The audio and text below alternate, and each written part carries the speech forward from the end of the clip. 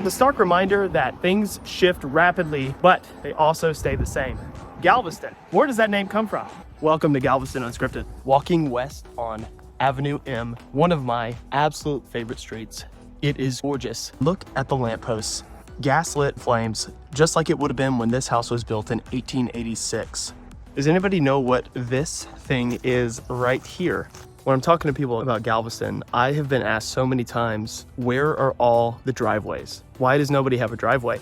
Because cars weren't around when most of these homes were built. If you were to pull your carriage up to this step right here, it was a little bit easier for you to hop right on out. When you're roaming around Galveston, look for these little steps. They're all over the place. A lot of them have been ripped out, but you're still able to see tons of them. A lot of them will actually have the name of the homeowner engraved into it, made out of a lot of different materials. Sometimes granite, I've heard marble. Here we have the modern day Bryan Museum, otherwise known as the Galveston Orphans home. Absolutely gorgeous building with an amazing history. This one deserves a podcast all on its own. If you want to know a little bit more, here you go.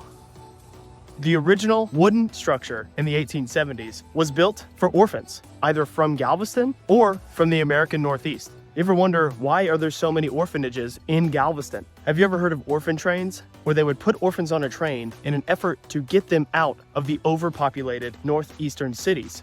Galveston just happened to be the last stop on that route. Henry Rosenberg, a prominent Galveston businessman, when he died in the 1890s, he left tons of money for public services around Galveston and even the state of Texas. Henry Rosenberg left the money for the original brick building built in the 1890s.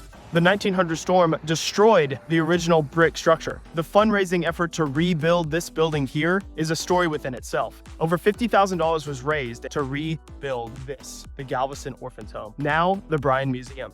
As y'all can tell, I am super shy. When I walk around Galveston and I start asking homeowners about the history of their house, a lot of times we discuss the difficulty in finding accurate history about these homes. Accurate records have been lost in fires and hurricanes. So beautiful homes like this, records are difficult to find. For instance, razed.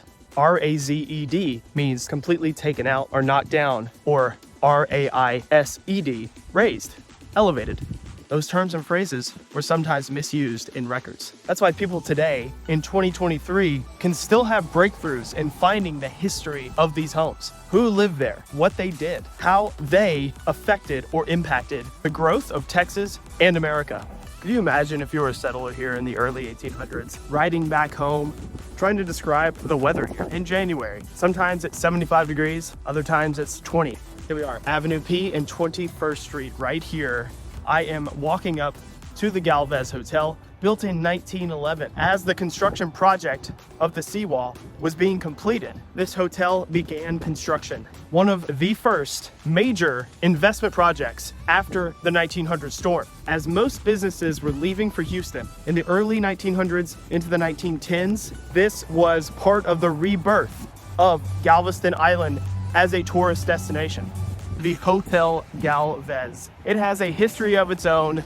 Let's talk about Galvez. So why the name Galvez? For Avenue P, Bernardo de Galvez, and the Galvez Hotel. Also the name Galveston. Where does that name come from? It stems back to Spain and the American Revolution. Bernardo de Galvez, a Spaniard who became the governor of the territory of Louisiana. As the American Revolution erupted, Galvez was ordered by the King of Spain to disrupt and eradicate the British operations along the Gulf Coast. And disrupt he did. Galvez made his way from Louisiana east towards Florida, taking out key British targets. While doing so, he also set up supply lines from Texas, mainly the San Antonio area, which included cattle drives to feed and supply those who were fighting against the British during the Revolution. One key battle of which Galvez took part, he captured a British ship, renamed that ship the Galvez Town. After the Revolution, his captain and navigator was ordered to survey the Gulf Coast. When that surveyor, Jose de Evia, arrived in the bay, he named it Bahia de Galveston.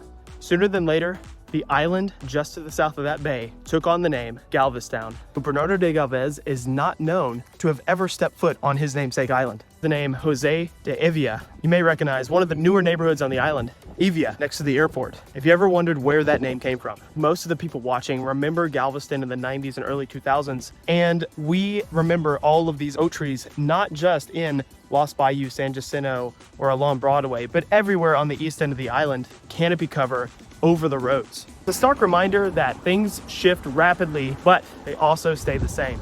Beautiful power lines. This morning, there are 100 things that I walk past that I can't cover in this short video. If you want to know more about most of what we discussed today, check out the podcast, Galveston Unscripted, available on all podcast platforms and YouTube. We deep dive into these topics, how Galveston played a key role in Texas and the United States. Here we are, I'm back home, my home alley. Thanks for joining me. I'll see you next time on Galveston Unscripted.